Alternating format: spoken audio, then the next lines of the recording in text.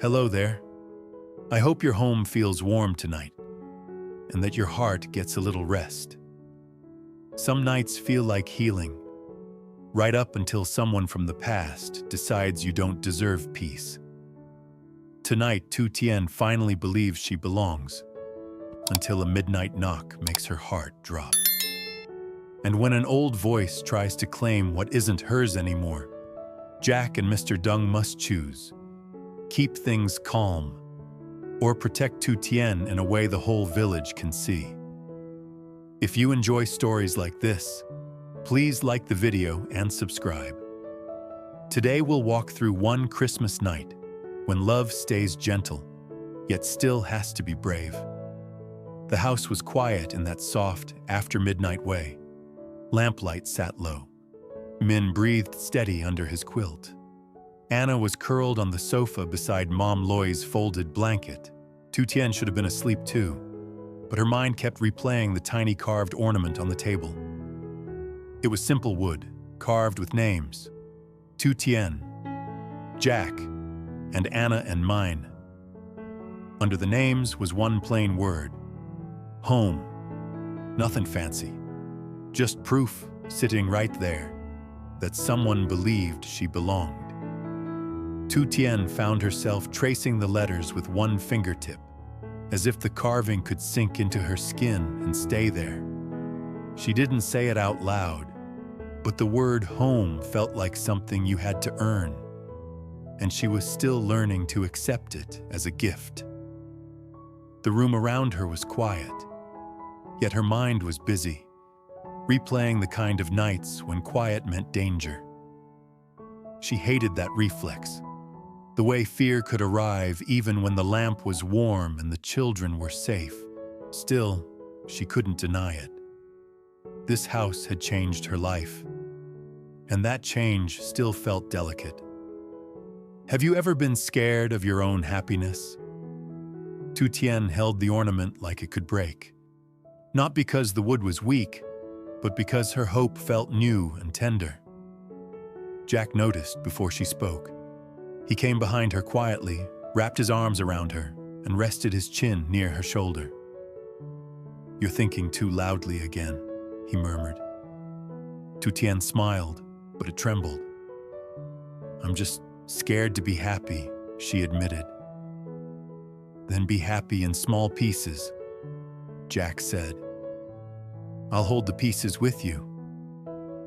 He said it like a man who understood that be happy isn't a switch you flip. It's a practice. It's a choice you make again and again, especially after you've been trained to expect the rug to be pulled out. Tu Tien leaned back into him, trying to let the warmth sink deeper than her worry. They stood that way for a moment, listening to the steady breathing in the house, letting quiet be quiet. She thought, maybe tonight can stay gentle. Maybe Christmas can be simple. For a moment, she felt calm, real calm. Then the sound came, a knock at the gate. Not loud, not rushed, but sharp enough to slice the quiet. Why can one small knock feel louder than a storm? Another knock followed, and then a voice. Female, familiar, edged with impatience. Tu Tien went cold. Jack's arms stiffened. Mom Loy sat up like she'd never truly been asleep. Her eyes weren't fully open, but her posture already said protection. Mr. Dung appeared from the guest room in a calm sweater. Hair slightly messy, expression steady. There was nothing dramatic about him, and that was the point. He carried steadiness the way some people carry noise. Anna stirred and blinked, confused, then looked toward Mom Loy first, like children do when they want to know if the world is safe. "Who is it?" Anna whispered. A third knock. The voice came again. "Open up! I know you're inside." Mom Loy's face tightened. "Tu Tien, go sit, now." Tu Tien shook her head, stubborn through fear. "I can't hide," she whispered. "Not anymore." Jack turned back to her, eyes gentle but firm. "You're not hiding," he corrected. You're choosing safety. Mr. Dung stepped closer. Let me look first. He peered out the window, then spoke the name like a verdict. It's your ex-mother-in-law. What's worse than a threat at midnight? A familiar threat. Tu Tien's knees went weak for a beat, like her body remembered humiliation before her mind could catch up. Why now? She whispered. Why on Christmas? Because people like that cannot stand seeing you peaceful, Mom Loy said, voice low but sharp. And because she thinks night makes her bold, Mr. Dung added. Jack turned to Tu Tien. Look at me. No matter what she says, you're not alone. You have me. You have Mom. You have Mr. Dung.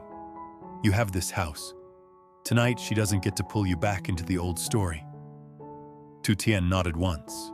It wasn't confidence, it was consent. Consent to be protected. Consent to breathe through the fear instead of obeying it. Jack opened the door just enough to step outside, leaving it partly closed behind him like a boundary. Cold air rushed in. Tu Tien stayed in the doorway, hidden but not gone. From the yard, the ex-mother-in-law's voice rose, loud enough for neighbors to hear if they were awake. So the CEO finally shows his face, she snapped. Where is Tu Tien? Tell her to come out. This is not her house. It is her house because she lives here, Jack replied, calm and firm. And you're at my gate at midnight. That's not acceptable. She scoffed. You think money makes you a husband now? You think a few lights in town make her respectable? Her words kept coming, quick and sharp, like she could slice the night into pieces and make everyone bleed a little. She acted as if she owned the story of Tu Tien's life, as if she could still decide who Tu Tien was allowed to be. And the ugliest part was how confident she sounded, like she believed the village would automatically agree with her. Then her voice sharpened. I came to see the boy, Min. He has blood from our family too. Jack didn't explode. He didn't give her that victory. Min is my child, he said, deliberate. And Tu Tien is his mother. You have no rights here. I have rights as the grandmother, she snapped. Don't make me go to the authorities. Don't make me tell the village what she really is. Here's the question that stings. When shame is the weapon, how do you disarm it without throwing it back? Tu Tien felt the old fear rise, the kind that makes your throat tight and your hands useless. The threat wasn't just authorities, it was talk. It was the promise of being pointed at again. But Mr. Dung stepped outside, calm as morning, and made the whole scene look smaller. Good evening, he said politely. You should go home. Tonight is not the night for threats. She squinted at him. And you are? Someone who doesn't like noise at midnight, Mr. Dung replied. And someone who knows how to handle problems correctly. The woman scoffed. Villages talk. Villages talk, yes, Mr. Dung said evenly. But villages also watch. And tonight, they would watch you standing here like a bully. The woman's eyes flicked toward the doorway where Tu Tien stood. So she's listening, she sneered. Good. Hear me, Tu Tien? You were thrown out once. Don't get too comfortable. Jack turned, opened the door wider, and held out his hand behind him. Tu Tien, he said, clear. Come here. Mom Loy squeezed Tu Tien's shoulder. Go, not to fight, to stand. Mr. Dung glanced back. Only if you want, you lead, we follow. Tu Tien stepped forward, slow and careful, and came to Jack's side. His hand closed around hers, warm and steady. What does it mean to stand without turning your heart into a battlefield? It means you let your body do what your voice is still learning to do. You show up. You don't plead. You don't apologize for being present. Tu Tien could feel the cold air on her cheeks and the warmth of Jack's hand in hers. And those two things together reminded her that she was allowed to exist in the same moment as fear, without surrendering to it. The ex-mother-in-law smiled like she'd won. "There she is," she said. "Tell them how you failed my son, how you brought shame." Tu Tien took one breath, then another. "I don't owe you my pain anymore," she said quietly. The woman blinked. "Excuse me? You came to scare me." Tu Tien continued, softer, stronger, "To make me feel small, but you can't, because I'm not alone now." Tu Tien didn't raise her voice. She didn't list old wrongs. She didn't ask for permission to be respected.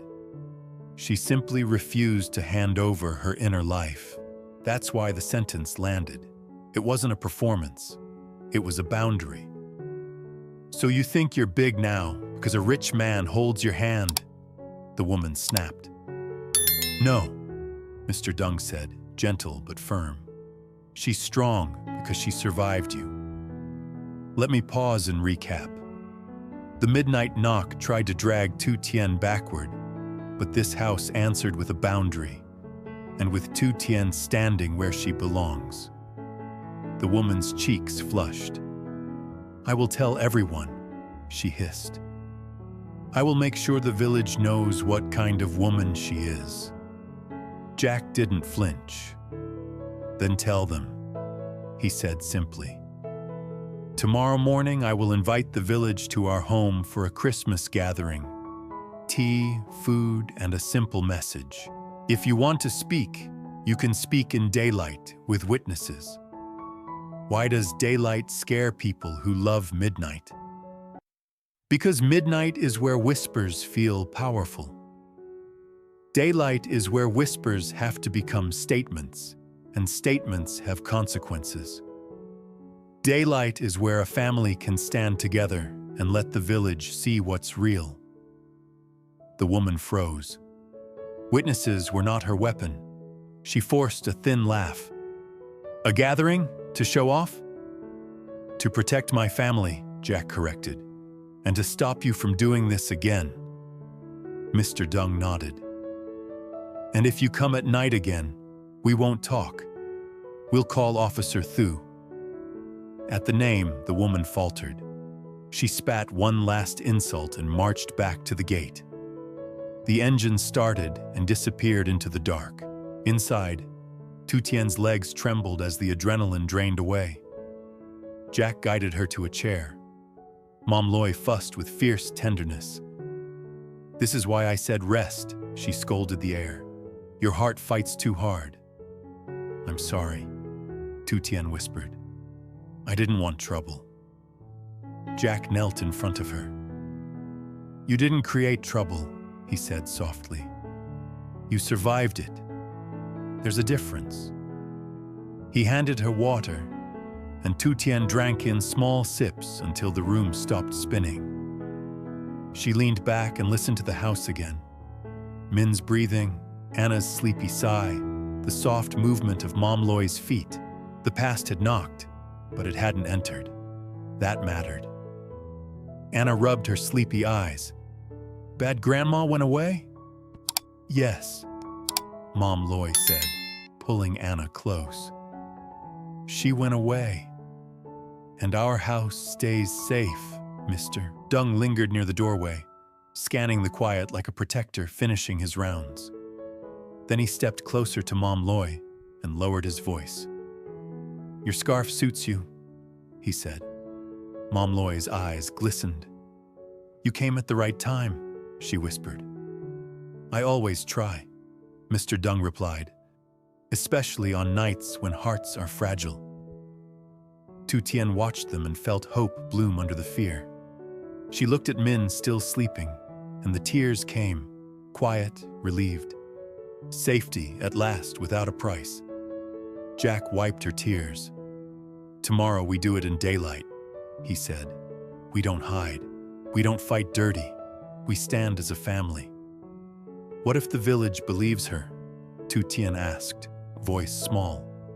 "Here's the next question. What do you do when truth might lose the first vote?" "And then I keep standing until they see it," Jack said.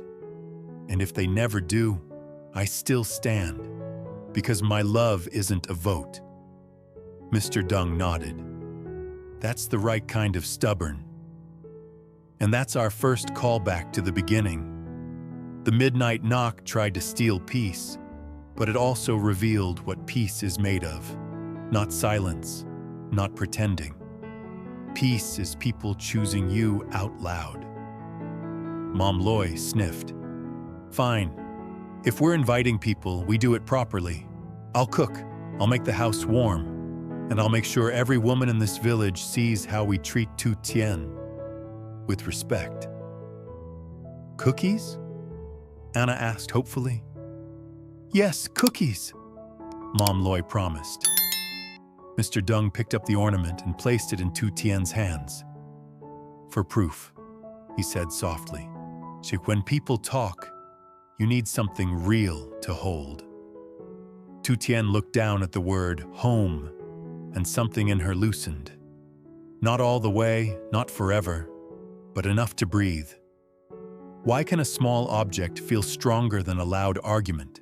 Because it stays. It doesn't argue. It simply reminds you. Home is not a rumor. It's a place, and it's made real by the people who protect you inside it. Jack took the ornament and drew the tiniest heart beside the word home. "A placeholder," he whispered, "for hope." Tu Tien leaned into him, breathing slower now. The heart mark was small, almost nothing, but it felt like a quiet promise. This home wouldn't belong to fear. And here's the second callback to that opening line about healing. The knock didn't come to ask for anything kind. It came to pull Tu Tien back into the old story. The one where she stays quiet so other people stay comfortable. But the house didn't cooperate. Jack kept his voice calm and his boundary firm. Mr. Dung made the threats look small instead of powerful. Mom Loy stayed awake like a shield. And Tu Tien learned something in real time. Peace isn't the absence of conflict. Sometimes peace is the decision you make out loud, with witnesses and with people beside you. That tiny heart beside home wasn't decoration. It was a sign. The past could knock, but it wouldn't rule again. Before the house settled back into sleep, Officer Thu's name came up again, and Jack didn't hesitate. He made a simple call, not for revenge, but for protection. Quiet. Responsible. When he returned, he interlaced his fingers with Tu Tien's like a vow. "No more midnight fear," he said. "If the past knocks, it meets me first." Let me recap once more, because we're nearing morning. The past came at midnight with threats and talk. The family answered with calm, daylight, and witnesses. And Tu Tien, quietly, steadily, refused to hand her life back over. By morning, the house is the same. Lamp low, children safe, air finally quiet. But the family is not. The ex-mother-in-law came to the gate at midnight with threats, trying to use shame and village talk to pull Tu Tien back into silence. Jack refused to argue in the dark. He held the door like a boundary and promised daylight with witnesses. Mr. Dung stayed steady and named the bullying for what it was. Mom Loy stood awake, fierce and gentle, so Tu Tien would not shrink. They chose a Christmas gathering not to show off, but to protect their home in public. And when Mr. Dung returned the ornament, Jack added a tiny heart beside the word home. It wasn't loud, but it was clear. If the past knocks again, it meets a family, not a frightened woman in full daylight.